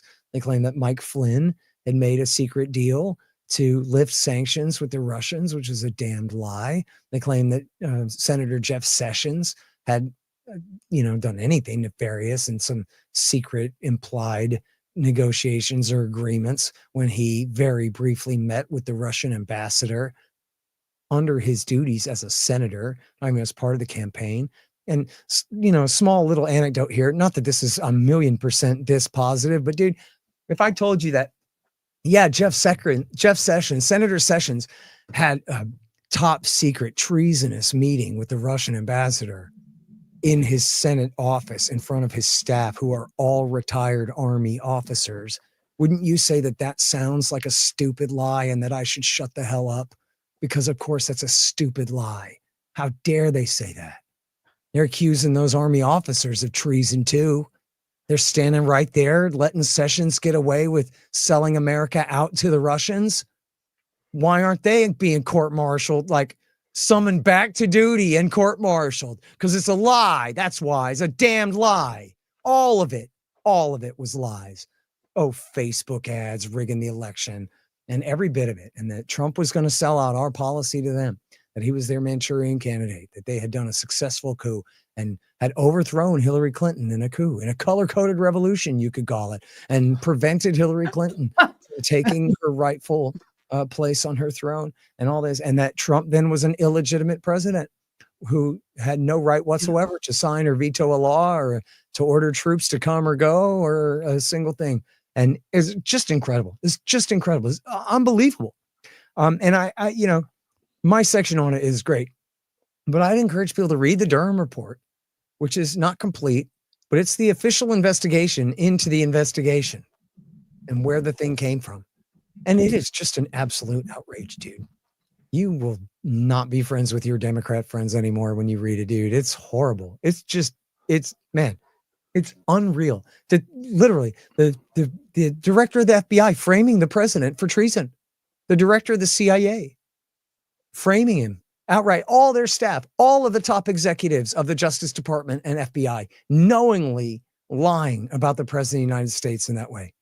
When they're all post-constitutional, ad hoc agencies and departments that don't have any right to exist. They have no legitimate authority at all. John McLaughlin, who is the former acting director of the CIA, was asked, hey man, people say that there's a deep state overthrowing Trump. And he goes, yeah, well, thank God for the deep state. That's a good thing, because let me tell you something. The problem is not at justice, and the problem is not at FBI, and the problem is not at CIA. The problem is not the NSA. The problem is at 1600 Pennsylvania, right? Except that was a damned lie. It was all a lie. So, ergo, in fact, the problem was at Langley, at DOJ, at FBI, at NSA. How dare they come at the elected president this way? And I'll tell you, man, if the Republicans had done this to Obama and Hillary over the reset, I'd be just as pissed off, and I'd have written 100 pages about that too. This is absolutely unforgivable what they did. And I'll tell you, when you read my Russiagate part, you're going to be mad. It is unreal what they did. It's a hair to the left or the right, whichever you prefer, of shooting the guy in the face in Dallas. I mean, it really is an absolute outrage what they did. I remember my Democrat friends at the time were like, is it out yet? Is Mueller's report out yet? Refreshing their phones, just waiting. I know it's going to be. Well, we got him dead to rights. We just have to put it in writing. So the Mueller report came out, and none of them ever mentioned it again. What is in this Mueller report? Is there anything interesting? No. Okay. The Mueller Thank report you for saving me how the it time. turns out none of it was right after all, guys. Sorry. And they did an obstruction of justice investigation. Half the damn report is about Trump looking into whether there are ways that he can stop the thing. but never doing anything, or making a phone call and asking somebody, would you please intervene here for me? And them saying no. Right. And then, but there's no justice to obstruct. And quite frankly, if he had just arrested Comey and Brennan and their families and exiled them from the United States forever, along with the top 50 people at Justice, CIA, and FBI, and banned their families from ever coming back to North America again, that would have been perfectly fine. That wouldn't have been obstruction of justice at all. And they all deserve much worse than I would like to say on your podcast today. They are literally not in the absolute constitutional sense, but in every other way, they are the traitors to the American people, to our constitutional system, and the rest. Of course, yeah. Provoking war with a nuclear power, certainly more treasonous than anything I could think of. Two more questions. Thank you so much for your time. How do you explain the videos we saw at the beginning? We have President Biden and President Zelensky saying this Russian attack is unprovoked, yet you have the nerve to title a big book like this, Provoked. Are they lying? Are they engaged in a noble lie? They know it's a lie, but you got to stop these evil Russians. He's basically Vladimir Lenin who wants to reinstate the Soviet Union. Are they just ignorant? Have they not come across this material? How do you explain so many people saying that this was an unprovoked war? Well, yeah, first of all, from the top, they're lying, and they know they're lying. I'm sure, just like with the weapons of mass destruction or Assad committing genocide or whatever, there are unlimited numbers of idiots who believe lies and repeat them and believe them, and so are not lying themselves but are just stupid. So there's plenty of that. But I mean, in fact, as anyone who was just reading the Post in the Times or whatever at the time could tell you, what was at issue was that Putin was demanding that America sign a treaty promising that we would never bring Ukraine into NATO or expand our military presence into NATO. And he was also demanding that they abide by earlier agreements and pull our military forces back to Western Europe and so forth. All that was negotiable. The real issue was permanent neutrality for Ukraine, and America and Ukraine agreeing not to let Ukraine join the Western Alliance. And here's the real rub, and this is the real sin of this thing, man, is that Joe Biden never had any intention of bringing Ukraine into NATO. But that's not to say that Putin was lying when he claimed to be concerned about that. Because what Biden did was he said, well, we're not going to bring them in now. We're not going to bring them in, probably in the next few years.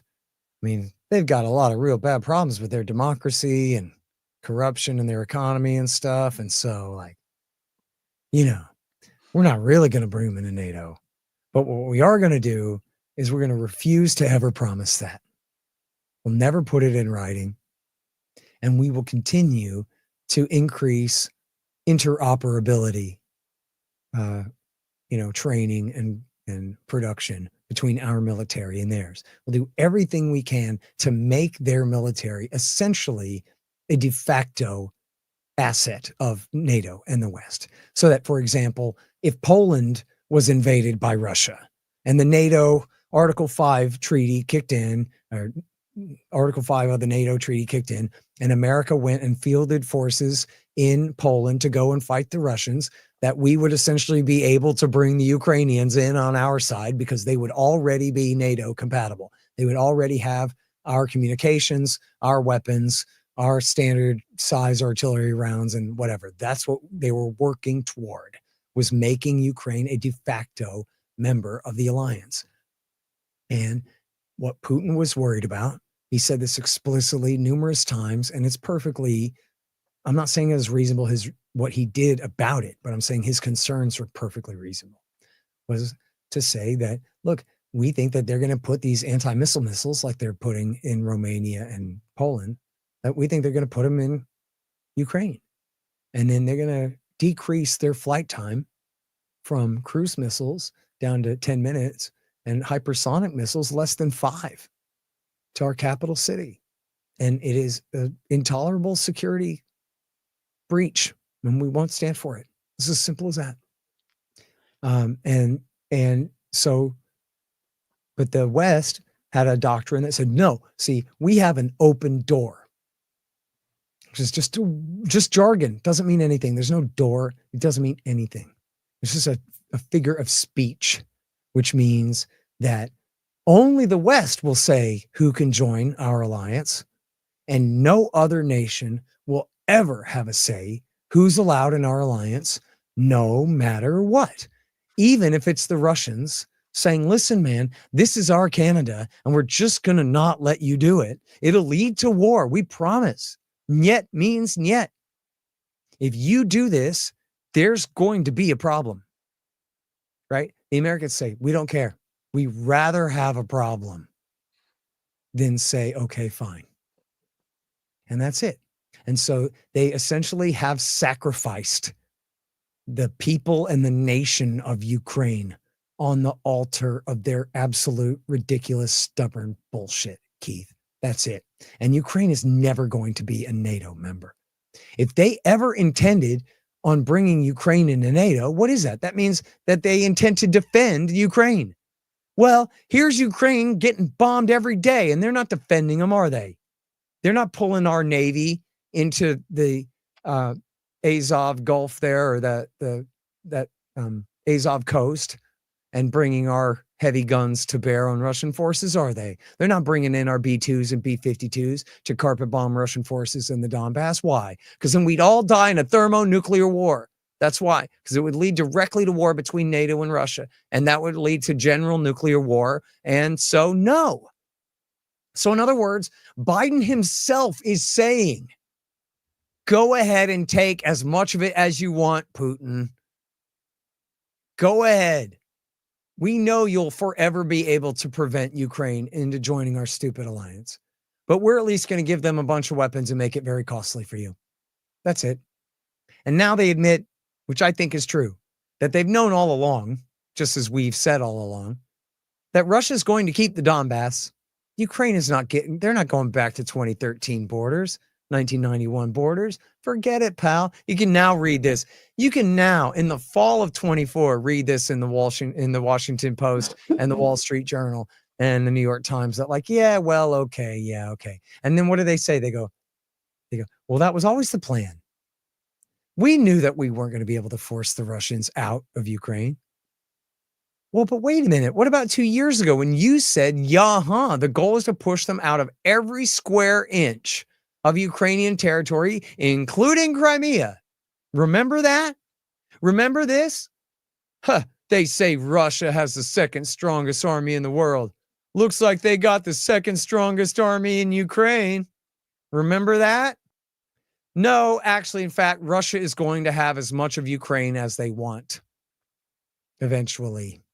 And as I said, they have not even launched a full-scale mobilization and a real full-scale war here. They're fighting with their reserves here. They fought for a year. They fought with prisoners working for the mercenary group and saved all their soldiers in the rear. People are like, oh, look how desperate the Russians are. They're using the Wagner group. They're using the Wagner group because of how desperate they're not. Idiots. They just tell themselves anything. Bunch of damn Democrats don't know the first thing about it.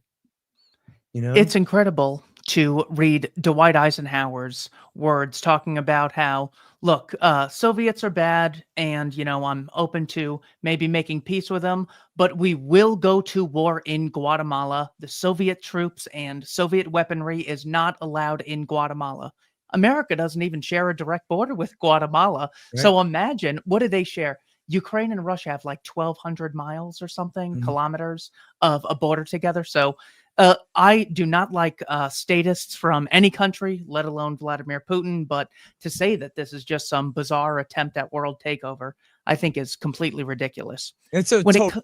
And look, let's do the Canada-Mexico analogy here real quick, Keith. The Canada one is easier, I guess, here in a way. So we'll just start with that. They're like, what if the Russians overthrew the government of Canada twice in 10 years when the people kept voting wrong?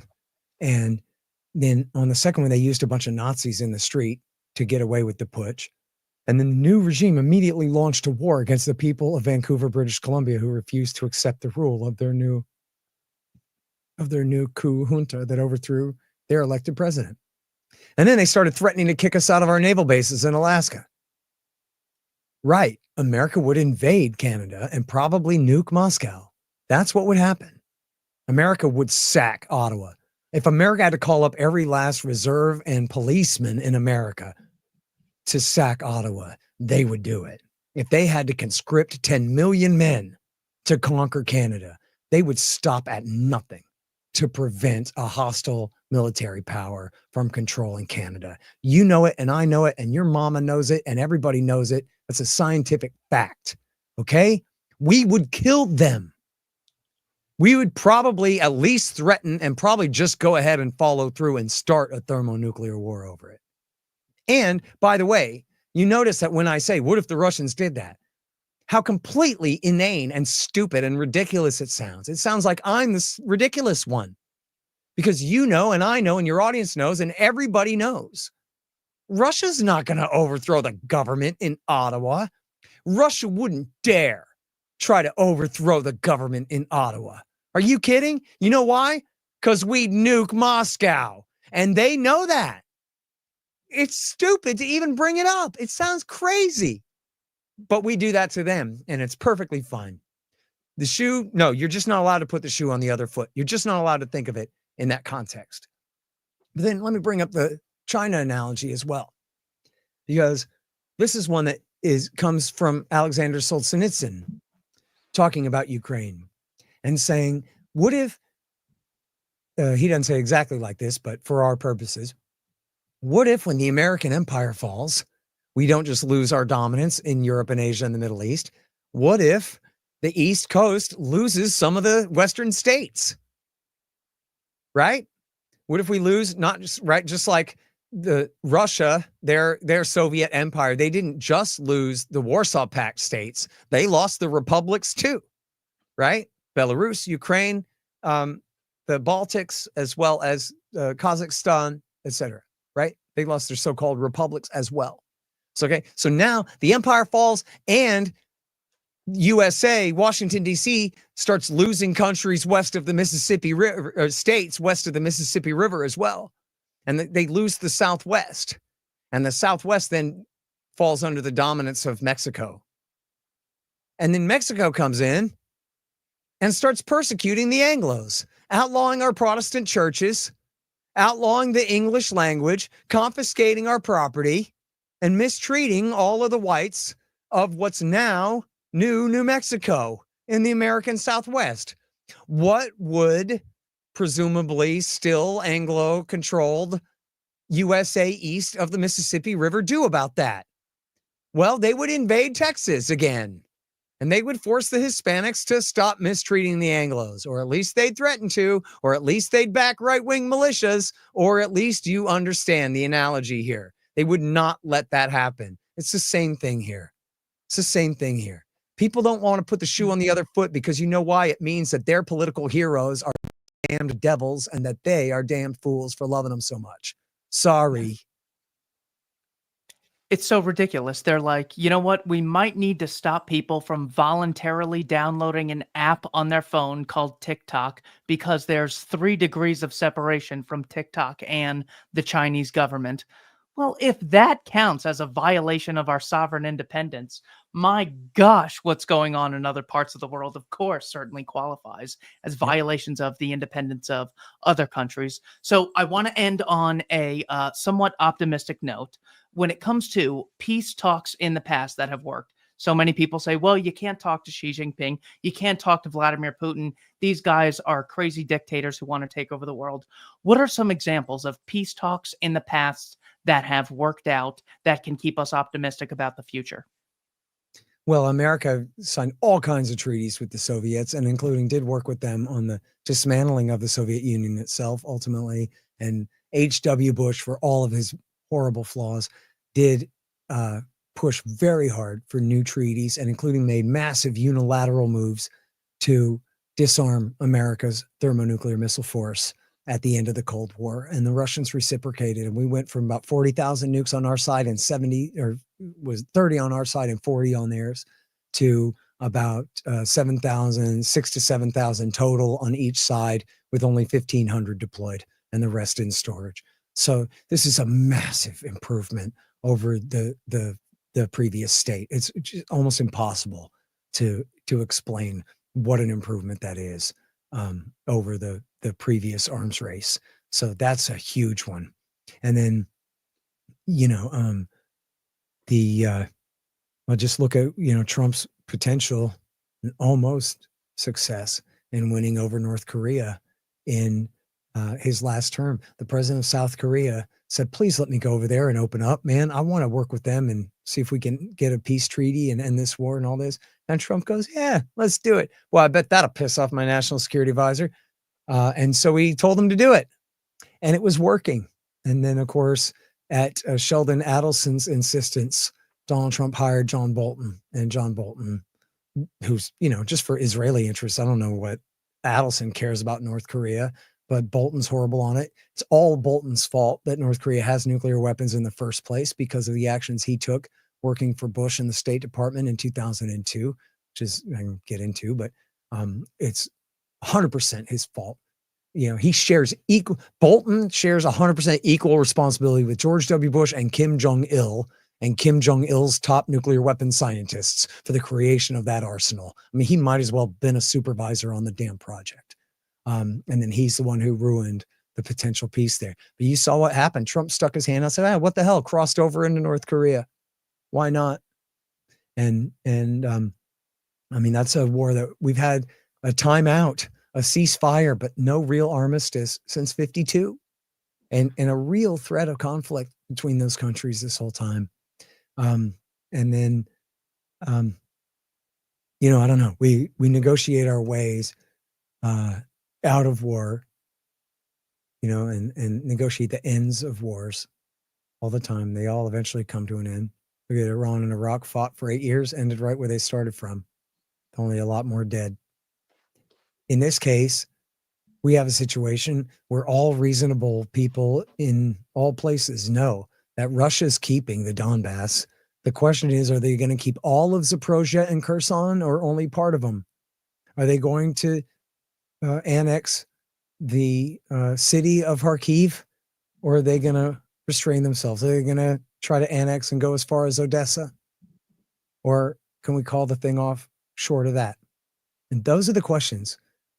Only a damn liar and the damn fool who believes them says that the Russians are ever leaving the Donbass.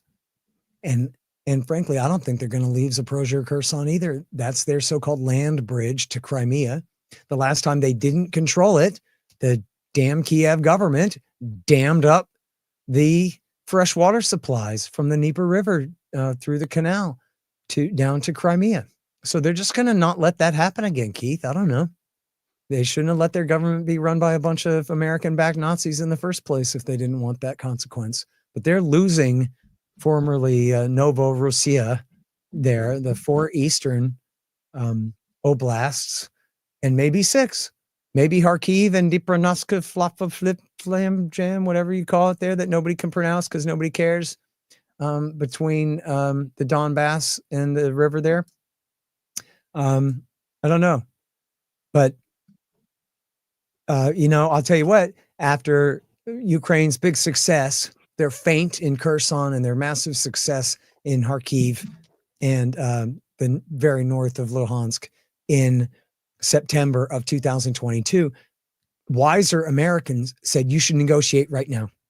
You should negotiate now while you're only this far behind and not worse, because this is the height of your power, man. It's only downhill from here, including at that time. And I know everybody hates him and they should for other reasons. Fine.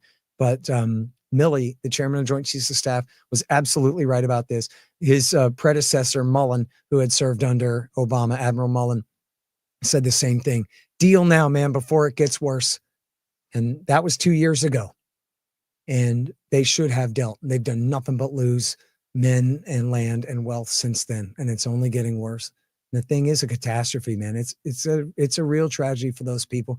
And I don't know what the ultimate consequences will be, but I know that they'll reverberate for the rest of our lifetimes for sure. The book is Provoked: How Washington Started the New Cold War with Russia and the Catastrophe in Ukraine. Thanks to everyone for watching Keith and I Don't Tread on Anyone and the Libertarian Institute. Scott Horton, thank you for your time. Thank you, Keith. President Putin declared in the autumn of 2021, and he actually sent a draft treaty that he wanted NATO to sign to promise no more NATO enlargement. That was what he sent us. And that was a precondition for not invade Ukraine. Of course, we didn't sign that.